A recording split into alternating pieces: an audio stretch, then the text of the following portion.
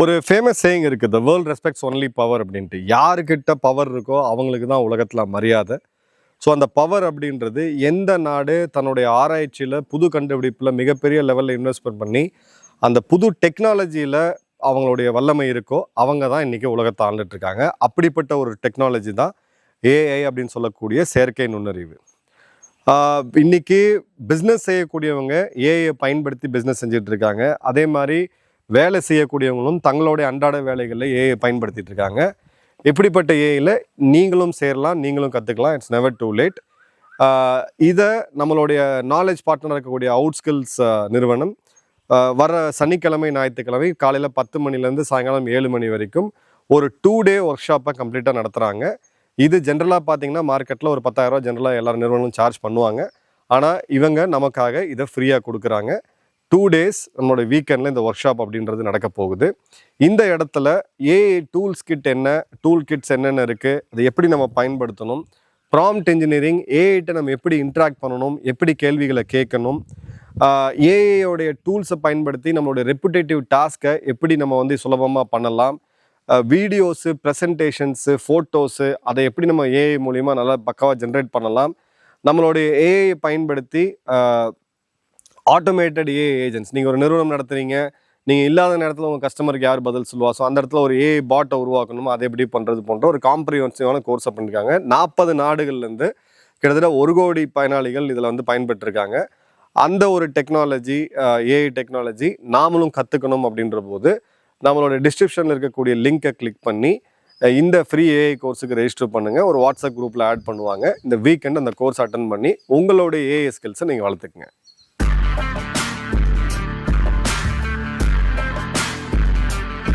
வணக்கம் ஜெயஹிந்த். இன்னைக்கு பங்களாதேஷ் பற்றி ஒரு மிக மிக முக்கியமான அப்டேட் பார்க்க போகிறோம்.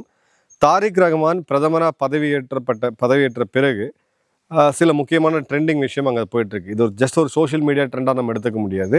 அவருடைய கல்வி தகுதி அவர் 10th தான் இருந்தாலும் அவர் வந்து இன்ஜினியர்ன்ற மாதிரி ஒரு தொப்பி ஒன்று போட்டு இன்ஜினியர் மாதிரி ஒரு அது ஒரு ஃபோட்டோவாக அவங்க கட்சிகள் வெளியிட்டாங்க.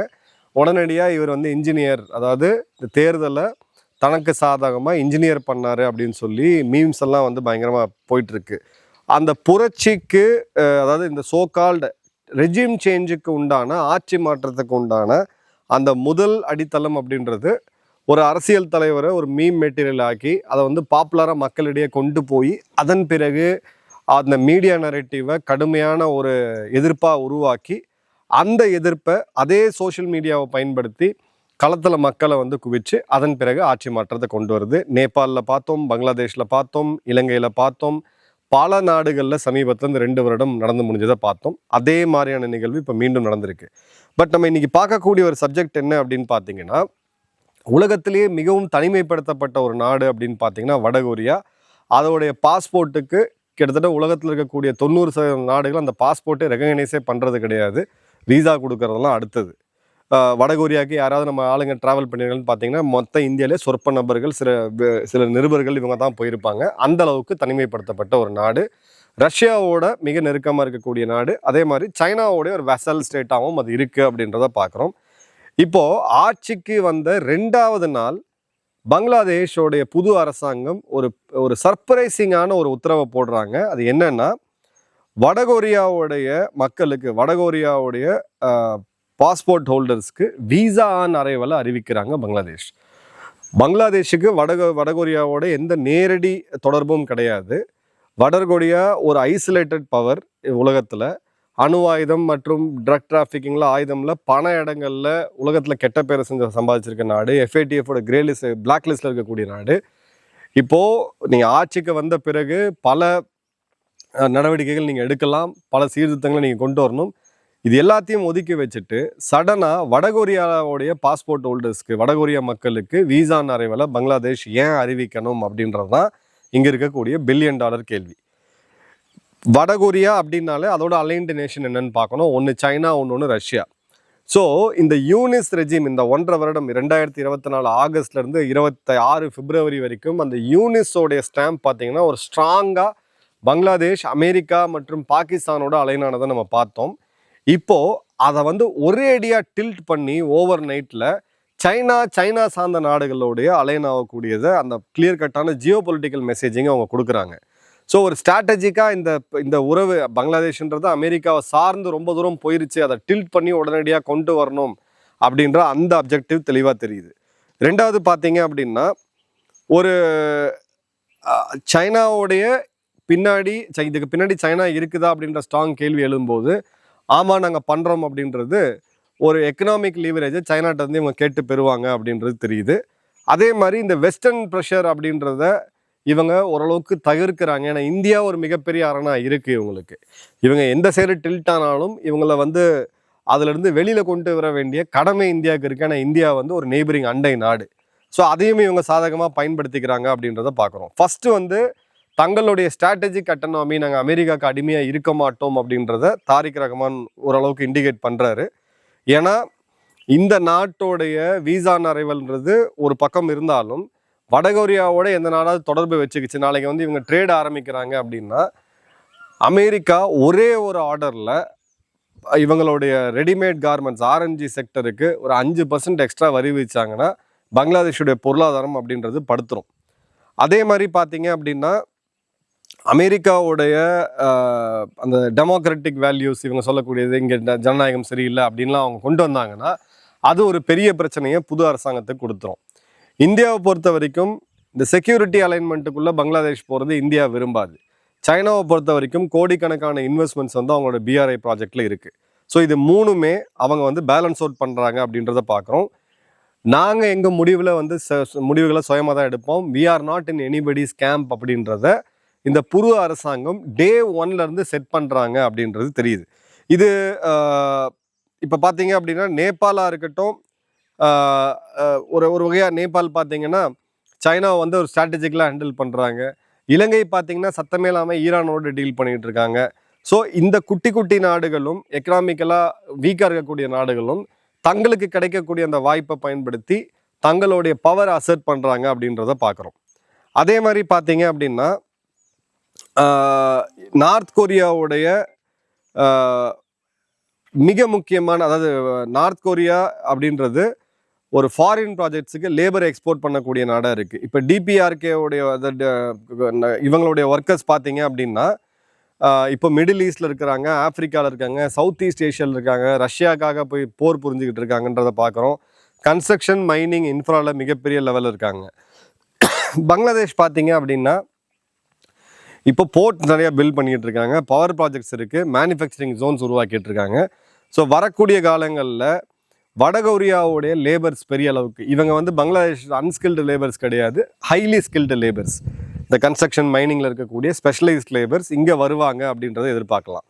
அதே மாதிரி சைனா பார்த்தீங்கன்னா ஒரு இன்வெஸ்ட்மெண்ட்ஸ் அங்கே பெரிய லெவலில் கொண்டு வராங்க. சைனா முதலீடு செஞ்சுருக்கு, சைனா கடன் கொடுக்குது, சைனா அந்த ப்ராஜெக்டை பண்ணுறாங்க, வடகொரியாவிலேருந்து அதுக்குண்டான ஆட்கள் வராங்க. அப்படின்ற போது சைனாவுக்கு தன்னுடைய மேன் பவரை பாகிஸ்தானில் எக்ஸ்போஸ் பண்ண மாதிரி நேரடியாக எக்ஸ்போஸ் பண்ணாமல் ஆனால் தனக்கு தேவையானதை பங்களாதேஷில் நிறைவேற்றிக்கக்கூடிய வாய்ப்பு அப்படின்றது கிளியராகவே இருக்குது. ஸோ இது பார்த்தீங்க அப்படின்னா சைனாவோட உதவி இல்லாமல், சைனாவோடைய அழுத்தம் இல்லாமல் இது நடக்கிறதுக்கான வாய்ப்புமே கிடையாது. இந்தியாவை பொறுத்த வரைக்கும் இது நம்ம உன்னிப்பாக கவனிக்க வேண்டியது. நமக்கும் வடகொரியாவுக்கும் எந்த பிரச்சனையும் கிடையாது, பஞ்சாயத்தும் கிடையாது.